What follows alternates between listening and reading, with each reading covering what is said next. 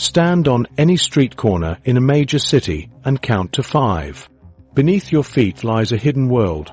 Water pipes, electrical conduits, subway tunnels, even buried rivers. An intricate network shaping urban life yet deliberately concealed. Have you ever wondered why so much of a city's lifeblood is kept out of sight?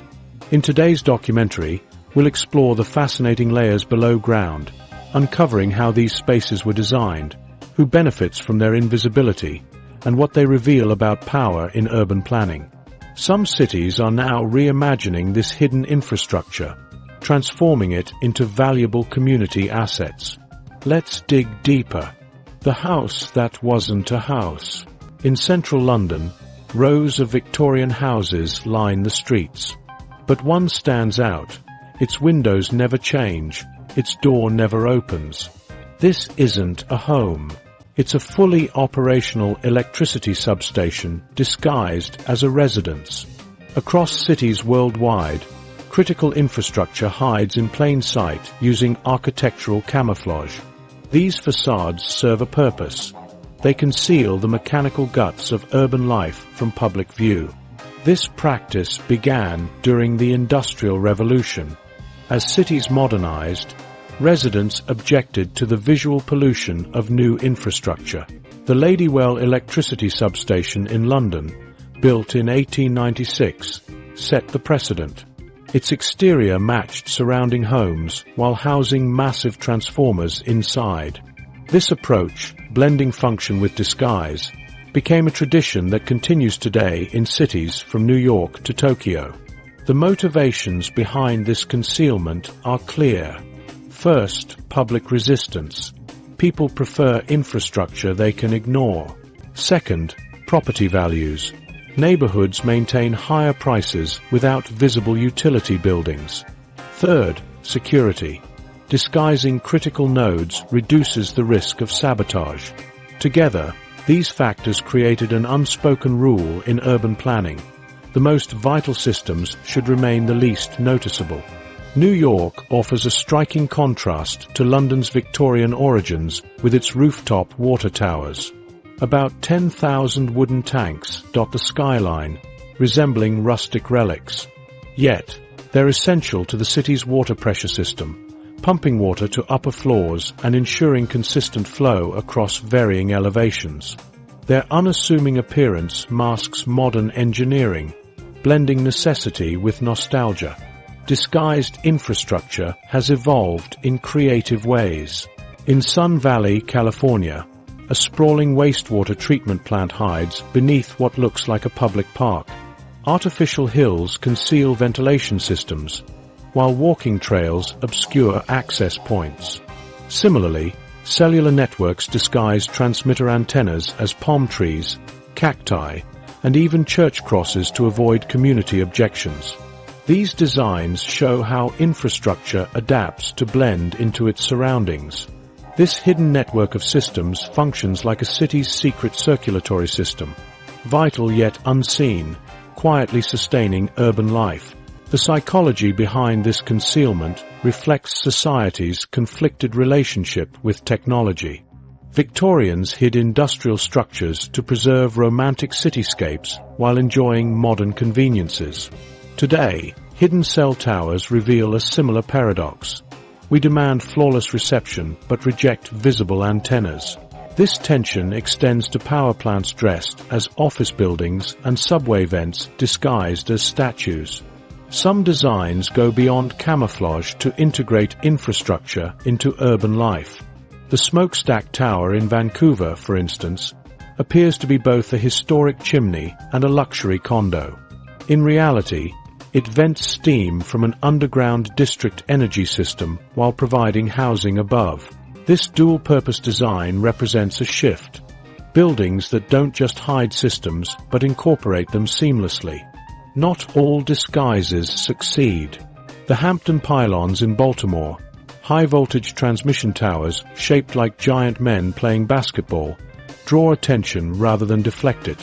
While technically hidden infrastructure, they've become landmarks, illustrating the limits of architectural deception when utility meets public art.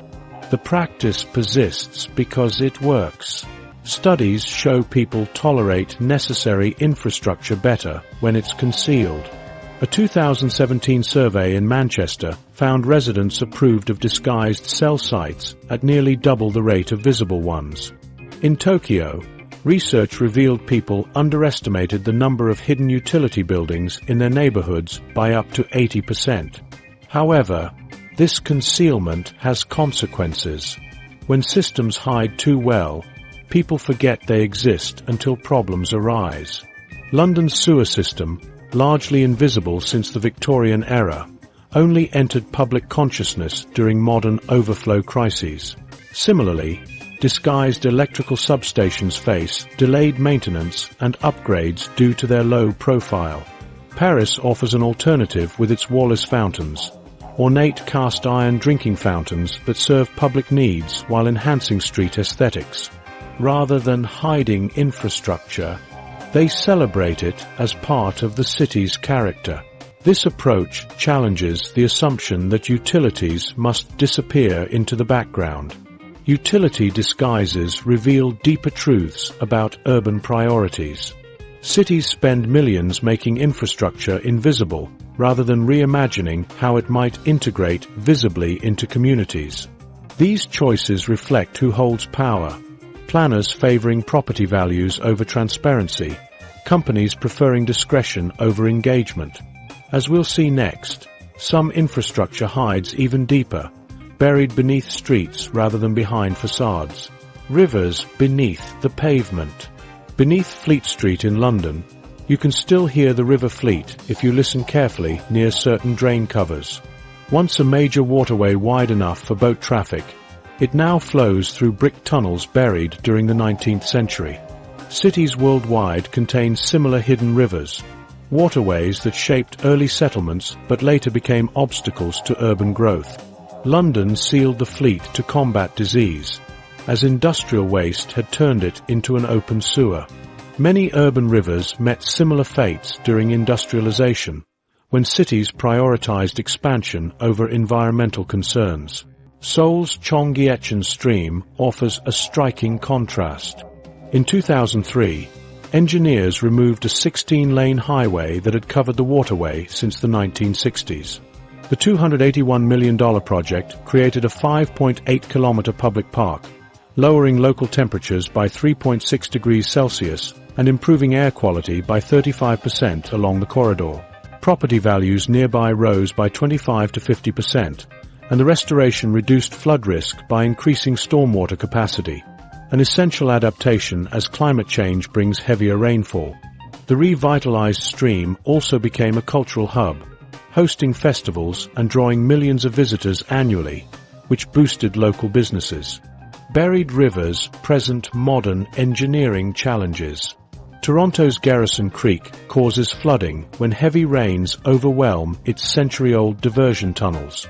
Engineers found the creek still follows its original underground path, exposing weaknesses in aging infrastructure. Similar issues arise in Montreal, where the buried Rivière Saint-Pierre destabilizes building foundations and complicates new construction. Historical maps are now essential tools for cities to predict and mitigate these risks. The decision to bury rivers often reflected shifting urban priorities. New York paved over the Minetta Brook in Greenwich Village to create more buildable land. Chicago reversed its river's flow in 1900 to keep sewage away from Lake Michigan. While these measures solved immediate problems, they created long-term consequences. Chicago's river reversal, for instance, spread industrial pollution downstream, affecting communities along the Mississippi. Climate change has made these hidden systems even riskier. London's Victorian sewer network, designed to handle the Fleet and other buried rivers, now overflows about 60 times per year, dumping untreated waste into the Thames. Tokyo addressed similar challenges with the Metropolitan Area Outer Underground Discharge Channel, a $2 billion system of tunnels and reservoirs capable of holding millions of tons of floodwater. Some cities are reconsidering their buried rivers. Zurich daylighted several creeks in the 1990s, creating urban wetlands that manage stormwater while providing public green space. Los Angeles has studied restoring parts of the concrete-encased Los Angeles River, though costs remain a barrier. These projects often face opposition from businesses and residents occupying the land above buried waterways.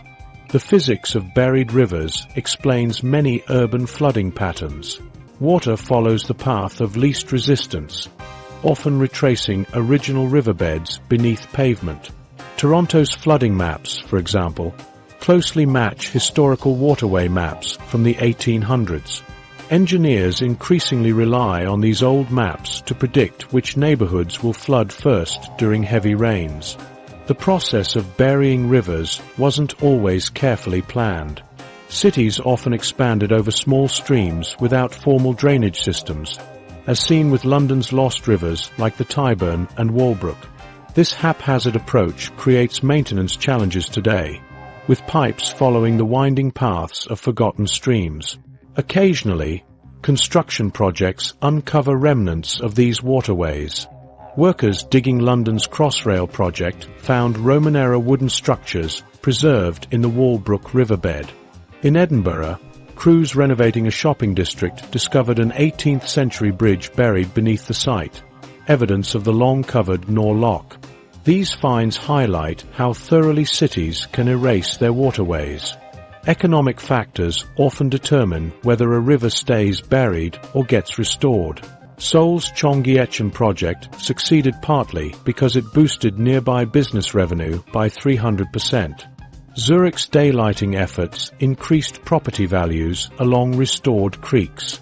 However, with urban land at a premium, many cities struggle to justify removing valuable real estate to expose waterways. Some buried rivers retain cultural significance.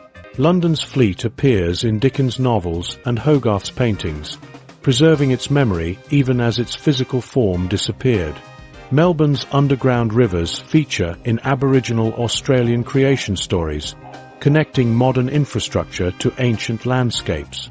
These cultural ties sometimes inspire preservation efforts where practical concerns don't. The future may see more rivers uncovered as cities prioritize flood control and public space. Rotterdam's water squares combine flood basins with recreational areas, offering a model for multifunctional water infrastructure. As climate pressures mount, the rivers we buried may resurface, whether we plan for it or not. When infrastructure became art. Copenhagen's Geopolitical power plant doesn't look like any utility structure you've seen before.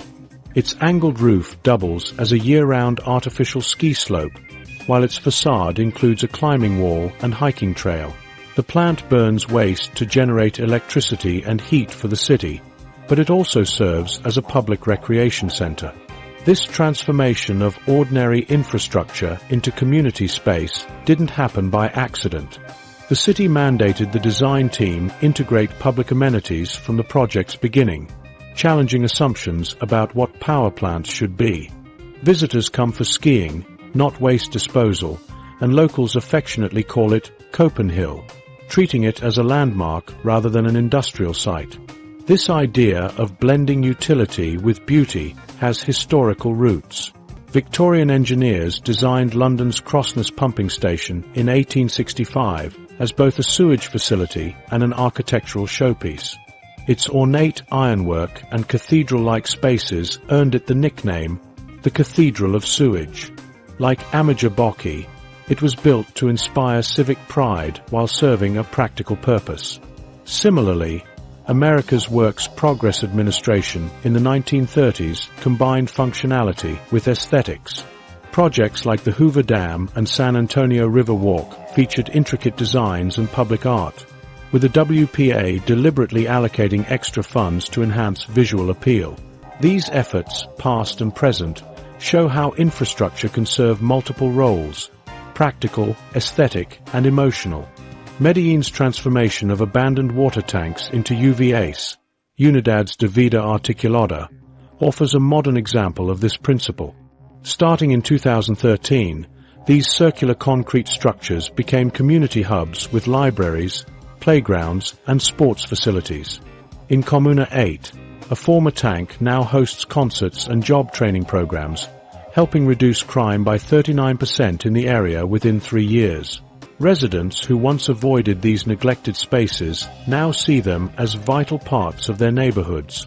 This shift mirrors the public sentiment around San Antonio's River Walk, which was initially criticized as a waste of funds, but is now the city's top tourist attraction. Economic benefits often follow these projects. Properties near Cheonggyecheon saw values rise 12% after its opening, while land values along the River Walk increased 300% over 2 decades. London's Ornamental Bridges survey found that charming bridges added 7 to 15% premiums to nearby property prices compared to utilitarian ones. These numbers highlight how infrastructure that engages the senses can enhance both community identity and property values. Design details play a crucial role in fostering these connections. Medellin's UVAs feature bright colors and open sight lines to feel welcoming. Krosna's pumping station included stained glass alongside its steam engines, while Cheonggyecheon's ski slope uses a special plastic grass that mimics snow texture. These elements may seem minor, but they determine whether people simply use infrastructure or genuinely care about it. Some cities formalize these ideas through policy. Copenhagen requires all new municipal buildings over 3,000 square meters to include public space, while Singapore's underground master plan incorporates art installations at major interchanges. These rules ensure that aesthetics and functionality are considered from the start, rather than as afterthoughts. The most successful projects balance multiple functions. Cheonggyecheon generates power and recreation, Medellin's UVAs provide education and safety, and the River Walk controls floods while driving tourism. This multifunctional approach ensures infrastructure remains valuable even as needs evolve, creating spaces that people can't imagine their cities without. Tunnels to nowhere. Beneath Chicago's Loop District, a fully equipped subway station sits unused since its completion in 2013. The Block 37 superstation cost $400 million, over $500 million adjusted for inflation, but never served its intended purpose as an express link to O'Hare Airport. Engineers built platforms, installed security systems, and even finished the ventilation, before city officials admitted the express service wasn't feasible. Today, locked doors seal off 50,000 square feet of prime underground real estate beneath one of America's busiest shopping districts. This project highlights how political shifts and budget miscalculations can leave behind hollowed-out infrastructure. China's 816 nuclear military plant represents a different scale of failed ambition. Workers spent 17 years excavating nearly 14 miles of tunnel beneath Chongqing's mountainsides during the Cold War. At its peak, 60,000 laborers toiled on the complex, designed to produce plutonium for nuclear weapons. The facility could withstand direct bomb hits while housing thousands of personnel.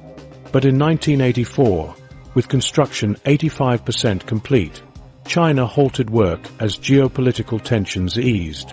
The partially built complex, costing the equivalent of $3 billion today, sat abandoned until 2010, when it reopened as a tourist attraction.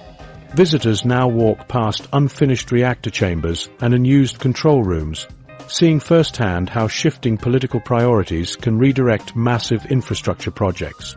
Camp Century in Greenland shows how environmental factors doom underground projects.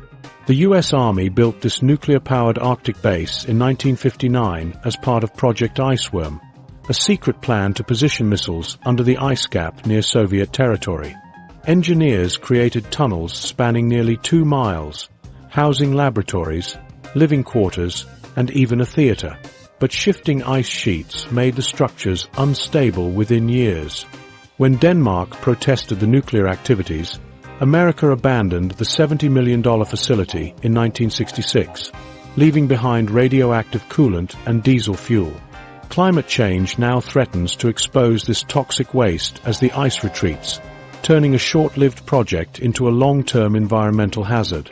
The Stanley R. Michelson Safeguard Complex in North Dakota holds the record for shortest operational lifespan. This $7 billion missile defense facility became fully operational in October 1975. Congress defunded it the next day. The concrete pyramid and underground control rooms represented cutting-edge Cold War technology, designed to intercept Soviet ICBMs. But legislators quickly realized the system couldn't stop mass missile attacks. Workers literally turned the lights off within 24 hours of activation. Today, portions serve as a data center, while the massive pyramid stands vacant, a $7 billion lesson in changing military priorities. The Soviet Union's Balaclava submarine base demonstrates how geopolitical shifts render infrastructure obsolete. Built between 1957 and 1961 near Crimea, this nuclear-hardened facility could shelter 7 submarines while withstanding direct atomic strikes. Its tunnels stretched nearly a mile through solid rock, costing the equivalent of $1.5 billion today. The base operated for 3 decades before closing in 1993 after the USSR collapsed. Looters stripped its equipment throughout the 1990s before preservationists converted it into a museum in 2003. These failed projects share common causes. Most suffered from political short-sightedness, designs frozen in time while threats evolved. Others misjudged environmental factors like shifting ice or groundwater. Nearly all underestimated long-term costs while overestimating their necessity. Yet some find redemption through adaptive reuse, proving that even failed infrastructure can gain second lives as museums, data centers, or artificial reefs. The scattered remains of these projects serve as warnings to planners. Underground doesn't mean foolproof. Future infrastructure must account for evolving priorities, environmental challenges, and the risks of overambition. The Cold War's underground cities. In 1959, U.S. Army engineers began constructing a city beneath Greenland's ice sheet. Camp Century, officially presented as a polar research station, served as a prototype for Project Iceworm, a top-secret plan to store 600 nuclear missiles beneath the Arctic ice. The base contained everything needed for long-term habitation: a hospital, chapel, theater, and scientific labs, all connected by tunnels spanning nearly 2 miles. A portable nuclear reactor provided power, while the ice itself acted as natural insulation against -60 degrees Fahrenheit Arctic winters. At its peak, 200 personnel lived comfortably underground, though few knew the base's true strategic purpose. The military abandoned Camp Century in 1967 as shifting ice made the tunnels unstable. Engineers removed the nuclear reactor but left behind 53,000 gallons of diesel fuel, radioactive coolant water, and assorted hazardous waste, assuming the ice would permanently entomb these materials. That assumption held for decades until NASA's April 2024 aerial survey revealed accelerating melt. Using advanced radar, scientists mapped the base's layout more clearly than ever before. The images show tunnels and structures matching original blueprints, startling evidence of how well preserved this frozen time capsule remains. Project Iceworm was one of the Cold War's most ambitious military projects. The Pentagon envisioned tunneling 52,000 square miles beneath Greenland's ice sheet to conceal nuclear launch sites. Engineers developed rotary snow cutters capable of excavating tunnels at 1 meter per hour and reinforced walls with arched steel supports to withstand ice pressures exceeding 100 tons per square yard. While Camp Century implemented only a fraction of this plan, it proved the concept's feasibility. The tunnels maintained structural integrity despite constant ice movement, but the environmental cost of this innovation is now undeniable. Recent studies suggest Camp Century's site could transition from net snowfall to net melt as early as 2090. Once melting outweighs accumulation, the process becomes irreversible. Scientists estimate 136 acres of buried waste will eventually emerge, including low-level radioactive materials and over 200,000 liters of contaminated wastewater. Unlike Arctic land bases where cleanup is difficult but possible, retrieving materials from Greenland's ice sheet remains technologically unfeasible.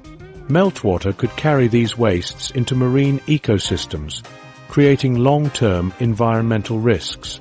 The 2024 radar data also revealed unexpected subsidence patterns around Camp Century's main tunnels. Some sections collapsed inward, creating sinkholes that accelerate localized melting.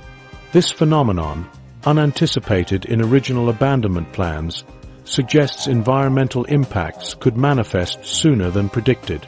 The discovery raises broader concerns about other Cold War installations, such as Russia's Neguskoye Air Base or Canada's Dwye monitoring stations, which may face similar fates as permafrost thaws. Camp Century's legacy extends beyond its environmental challenges.